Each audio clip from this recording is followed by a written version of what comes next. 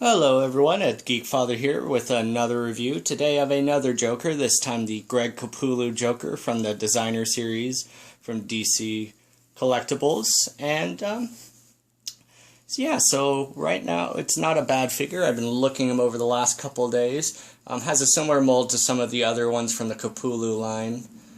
And but yeah, let's take a look at some of the accessories here, and then we'll take a closer look at the figure itself. So he comes, of course, with this, which is very nicely detailed to me. It's his gun, with, of course, the bang coming out of it. And it has a lot of nice detail on that gun, as you could see. I really do enjoy that. And he also comes with this axe that, of course, he uses at one point to attack Commissioner Gordon with, I believe, in the story. It's been a while since I've read it. But yeah, a lot of good detail on the axe. They put a little, I want to say a little brush on there to make it a little blackish so it looks a little worn, which I really do enjoy that. He also comes with two different head sculpts. So, of course, this is the first head sculpt with his classic look from the comic book, which I have to admit had to grow on me a little bit. I wasn't too fond of this Joker look at first, but as I read the storyline, you know, I really liked it. I'm a big fan of the classic purple Joker, like the one I reviewed earlier today from the DC Icon line. So, you know, this one is more just like an evil-looking one. But I do really like it, and I think it worked for the storyline, which, if you haven't read, is basically just a Joker who has lost all interest in playing games and is just, you know, playing to end it now, which, of course, is why it's called Endgame. He comes with another head sculpt here, which this is later on after a fight with Batman. And this is just, I love the sculpt on this. It's with Greg Capullo, the line can be a hit or miss sometimes to me. Especially, it was mostly with articulation and sometimes with head sculpts. Like I didn't get the Flash or Wonder Woman from the line just for that reason, but I think they nailed it with this Joker here.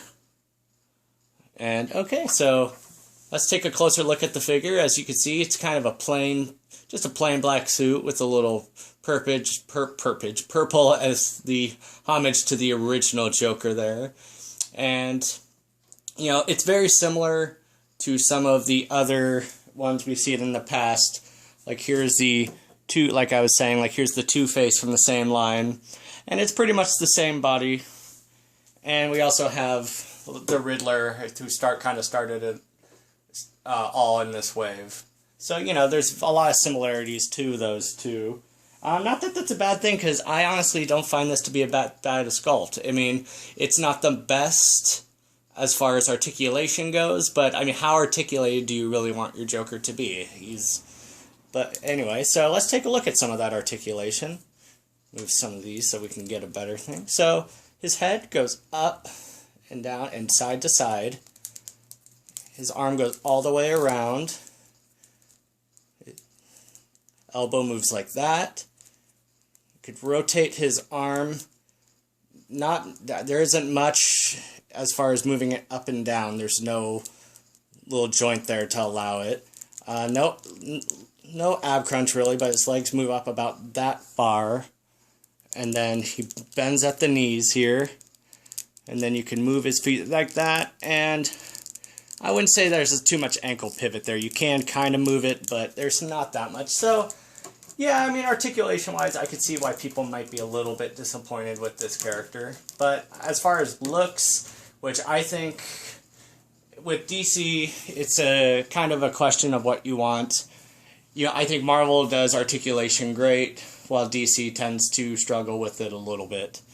But for a comparison, we're going to throw in a couple Jokers here. Here's the DC Icon Joker, which I reviewed earlier today. If you want to, check out my playlist, and you can find that video as well. And here he is with the Mark Hamill Joker from the Batman animated series. Which, that's a whole lot of Jokers. Anyway, sorry, I can't help myself sometimes with the Joker voice. And yeah, so to do a comparison as well, I don't have the Batman Greg Capullo. I I just was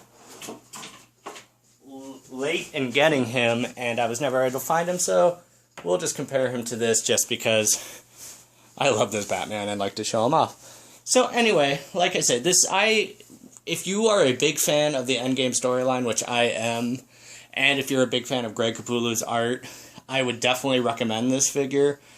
I'm happy to have him in my collection. He marks about the 5th or 6th Joker I have, Joker being one of my favorite villains of all time.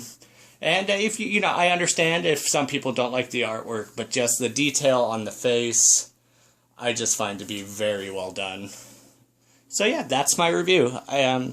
If you like, please leave a like for me, and leave a comment if you want, and subscribe if you want to see more videos.